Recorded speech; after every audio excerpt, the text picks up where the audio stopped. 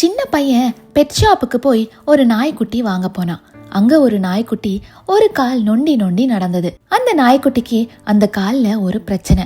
அதனால அந்த நாய்க்குட்டியால ஒரு கால் பயன்படுத்த முடியாம இருந்துச்சு. அந்த சின்ன பையன் கடைக்காரர்கிட்ட எனக்கு அந்த நாய்க்குட்டி தான் வேணும்னு சொல்லி கேட்டான். அப்போ கடைக்காரர் கேட்டாரு, ஏன்பா எவ்வளோ நாய்க்குட்டிகள் இங்க இருக்கு, நல்ல ஆரோக்கியமா ஒரு குறையும் இல்லாத நாய்க்குட்டிகள் இத்தனை இருக்கே, எல்லாத்தையும் விட்டுட்டு இந்த குறை இருக்கிற நாய் தான் உனக்கு வேணுமான்னு சொல்லி கேட்டாரு.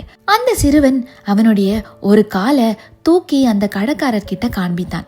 அந்த சிறுவனுக்கு செயற்கை கால் பொருத்தப்பட்டிருந்துச்சு. அதை காண்பித்து விட்டு சொன்னான், அந்த நாய்க்குட்டியின் குறைய என்னாலதான் நல்லா புரிஞ்சுக்க முடியும், எனக்கு அந்த நாய்க்குட்டி தான் வேணும்னு விரும்பி வாங்கிட்டு போனான். வேதத்துல ரொம்ப அழகான ஒரு வசனம் இருக்குங்க. எபிரேயர் 2:18.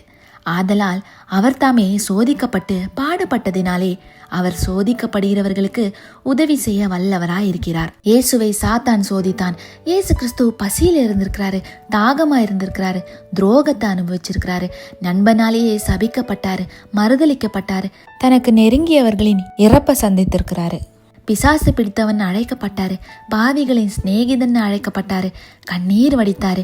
நம்ம கேட்கிற மாதிரி இயேசுவும் தேவனே ஏன் என்னை கைவிட்டீர்னு கேட்டிருக்கிறாரு. பிதாவை நோக்கி இந்த பாத்திரம் என்னை விட்டு நீங்க கூடுமானால் செய்யும்னு 3 முறை வேண்டிக் கொண்டாரு. அவர் மிகவும் வியாகுலப்பட்டு அதிக ஊக்கத்தோட ஜெபம் பண்ணினார். அவருடைய வேர்வை இரத்தத்தின் பெருந்துளிகளாய் தரையிலே வீழ்ந்ததுன்னு வேதம் சொல்லுது. உடல் அளவுல அத்தனை வேதனைகளை சகித்தாரு. உச்சந்தலை முதல் உள்ளங்கால் வரை காயங்கள், இரத்த வெள்ளம் புரண்டோடியது. பார சிலுவையை சுமந்தாரு. அவர் முழுசா ஒரு மனிதனா இந்த உலகத்துல வாழ்ந்து மனிதனுக்கு நேரிடும் சோதனைகள் எல்லாவற்றையும் அவரும் அனுபவித்திருக்கிறாரு. அந்த வலியையும் வேதனையும் ஒரு மனிதனா தாண்டி வந்திருக்கிறாரு. எனவே அவரால் நிச்சயமா நம்ம இப்போ அனுபவிக்கும் வேதனைய புரிந்து கொள்ள முடியும் என்பதுல எந்த சந்தேகமும் இல்லை. அது உடல் ரீதியான வலியா இருக்கட்டும், மன ரீதியான வலியா இருக்கட்டும், எப்படிப்பட்ட சோதனை ஆனாலும் அதை நம் இயேசு கிறிஸ்துவால 100% புரிந்து கொள்ள முடியும். அவர் உங்களை புரிந்து கொண்டு உங்களை தேற்றி உங்களுக்கு வேண்டியபடி செய்வார்.